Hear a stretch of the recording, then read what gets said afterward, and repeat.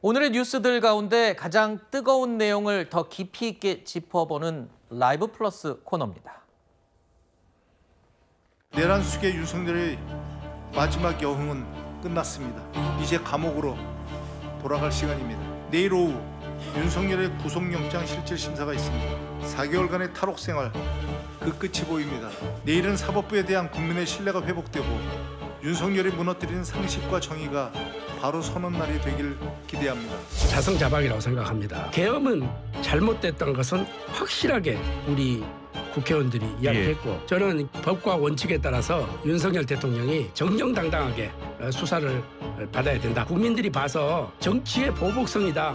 이런 이야기만 안 나오도록 철저하게 법과 원칙에 따라서 수사를 해달라 하는 이야기밖에 할 수가 없죠. 윤석열 전 대통령이 또다시 구속의 갈림길에 서게 됐습니다. 구속영장 실질심사가 이제 하루 앞으로 다가왔습니다. 내일입니다. 오후 2시 15분 서울중앙지방법원에서는 양측의 첨예한 법리 다툼이 이어질 예정인데요. 처음에 구속영장이 청구됐던 지난 1월 당시 영장심사 때도 윤 전 대통령은 직접 출석해서 40분 넘게 발언을 했습니다. 자, 그런데 이번에도 직접 변론에 나서겠다고 밝혔죠.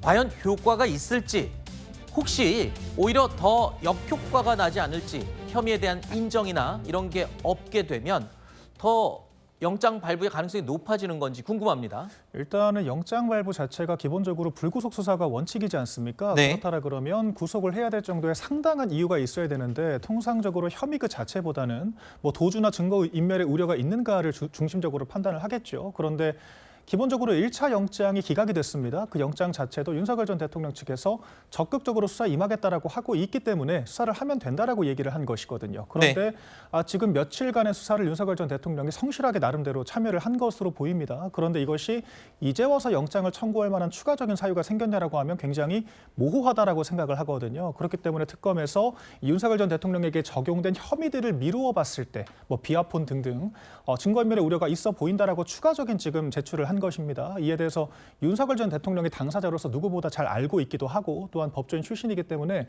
나름대로 입장을 표명할 것으로 보이고요. 결과적으로 판단은 재판부가 하게 될 것으로 전망이 되고 있습니다. 네. 내란 특검팀도 이른바 최강의 팀을 지금 구성한 상태라고 알려지고 있죠. 영장 실질심사에 나설 그 인물들이 막강 인물들이라고 합니다. 자, 양쪽 모두 사활을 걸 수밖에 없는 그런 상황이 된 건데, 그런데 이런 내란 특검팀은요, 윤 전 대통령 측이 구속영장 청구서를 유출했다면서 형사처벌까지 언급하고 있습니다. 아주 날선 반응을 보이고 있는데요. 작정하고 윤석열 전 대통령에 대한 비판의 입장을 공개적으로 발표하기도 했습니다. 어떤 우려를 하는 건지, 신경전 차원으로 해석을 해야 되는 건지, 일단은 뭐 내란 특검 측 의심대로 윤 전 대통령 변호인단 쪽에서 이거를 유출했다 그러면 심각한 문제가 되는 건가요? 그럼요. 근데 이제 그 피의 사실 공표라는 거는 수사 기관에 해당되는 것이지 변호인 측에 해당되는 혐의는 아닐 겁니다. 네. 그렇기 때문에 만약에 이게 사실이라고 하면 개인정보 유출이라든지 다른 방식의 혐의를 적용할 수 있을 것 같습니다. 그러니까 내란 특검팀에서 윤석열 대통령 측에서 이 피의 사실을 유출했다고 지금 보고 있고 이것이 상당히 질이 안 좋다라고 판단하는 것은 이것들이 자칫 다른 공무원들에게 나쁜 영향을 줄 수가 있기 때문인 것이죠. 예를 들어서 지금 강무구 대통령 부속실장이 계엄에 관련된 이 선포문을 사후에 만들어가지고 네. 한덕수 총리, 김영현 장관에게 서명 받았다는 것이 국무회의가 어떤 정당성을 부여하기 위한 조작이라고 볼 수가 있는 것이거든요. 여기에 대해서 윤석열 대통령 측이 아니다. 왜? 강우구란 사람은 이 계엄 선포문을 작성할 권한이 없는 사람이기 때문에 권한이 없는 자는 사문서 위조, 공문서 위조에 해당이 안 된다라고 이제 반론을 펼치면 이와 관련된 다른 공범들에게 이게 시그널로 전해질 수가 있는 것이고 또 김성훈, 강우구, 윤석열 전 대통령 이 세 명에 대한 변호사가 한 명이 공동으로 수임을 한 게 있어요. 근데 보통은 형식적으로라도 다 따로따로 선임을 하거든요. 그래서 이러한 것들을 봤을 때 내란 팀이 봤을 때는 윤석열 전 대통령께서 증거 인멸의 우려가 있고 사건을 조작할 수가 있고 또 비아폰 서버 같은 걸 삭제할 수 있는 이런 우려가 있기 때문에 네. 아무래도 구속영장에 어떤 인용이 될 가능성이 높아질 것 같다 이렇게 보여집니다. 일단 66쪽 분량의 윤 전 대통령 구속영장 청구서에는요, 5가지 범죄 사실에 7가지 정도의 혐의가 적용된 것으로 알려지고 있습니다. 범죄 사실이 약 50쪽을 차지하고 있는 것으로 알려지고 있는데 이 가운데서 구속 여부를 가를 만한 가장 큰 쟁점들이 포함이 돼 있다라는 주장들도 나오고 있습니다. 특히 체포영장 집행을 저지한 부분에 대해서 직접 관여를 했다.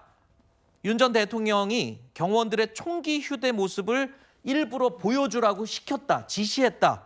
뭐 이런 내용까지 있어요. 그러니까 지금까지 우리가 언론을 통해서 듣지 못했던 새로운 내용들이 지금 이 영장 청구서에 굉장히 많이 담겼어요.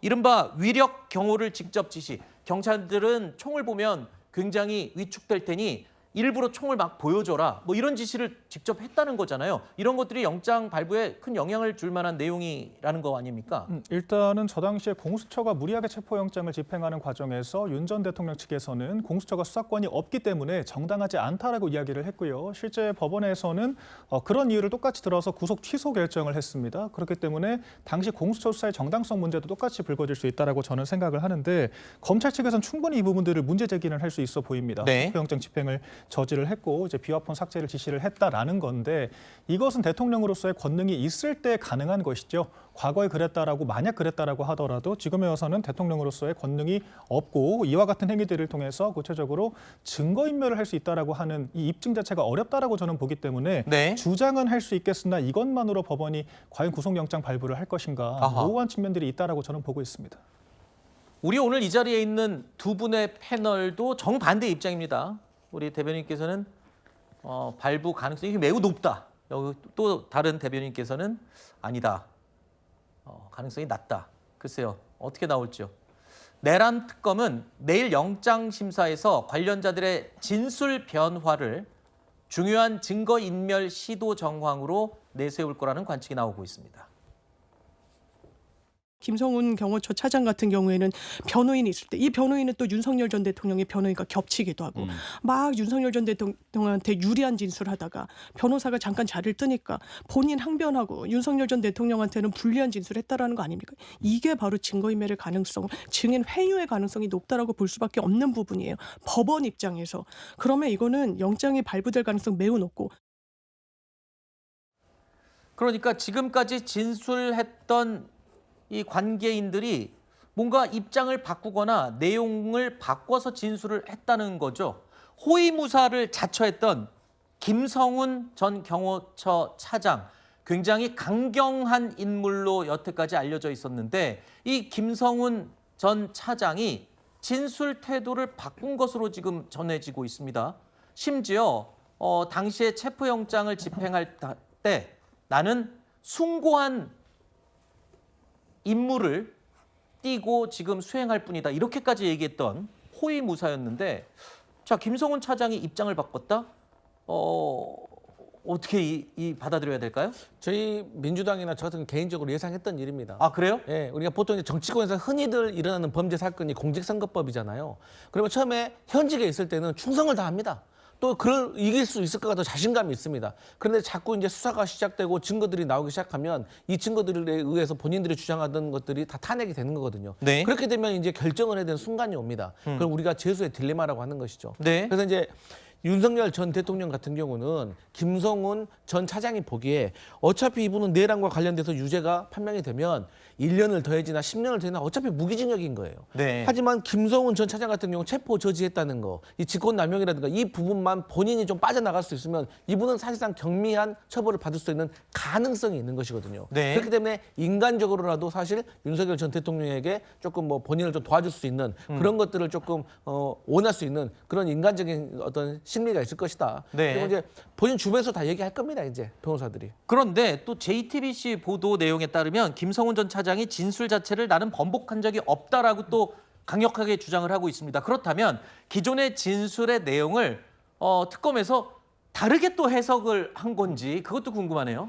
그러니까 김성훈 전 차장 같은 경우는 일관되게 경호처의 관리자 총책임자로서 대통령을 경호해야 한다라고 하는 경호법상의 임무를 수행한 것에 불과하다라고 이야기를 했지 네. 않습니까? 그래서 진술 자체가 당시에 경호처장으로서 당연히 마땅히 해야 될 일을 한 것이다. 그런 식의 일관된 진술을 펼쳤을 것으로 보이고요. 이제 그 과정에서 세부적인 내용을 좀 찝어서 특검에서 특별하게 좀 이렇게 해석을 했을 여지는 있어 보입니다만은 기본적으로 김성훈 차장의 그 주장 그 자체를 신뢰하는 것이 맞다라고 저는 아직까지는 생각을 하고 있습니다. 알겠습니다.